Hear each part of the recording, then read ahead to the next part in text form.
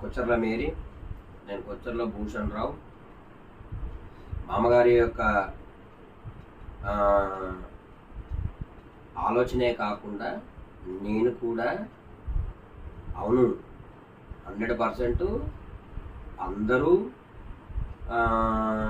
నిరసనలలో భార్య పిల్లలు తల్లిదండ్రులు వెళ్ళారు.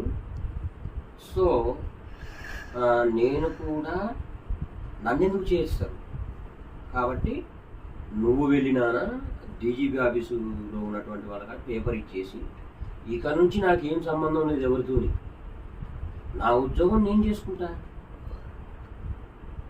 ఎవరేం చేసినా కూడా నా డ్యూటీ నాకు ఇవ్వండి, నేను చేసుకుంటా నా డ్యూటీ అని చెప్పేసి మా అమ్మగారు చెప్పడం జరిగింది. నేను కూడా ఆమె చెప్పడంతో పాటు మనం తల్లి మాట వినాలి కాబట్టి ఆ ఉద్దేశంతో నేను కూడా బయలుదేరి హైదరాబాద్ డీజీపీ ఆఫీస్కి వచ్చి అదే లెటర్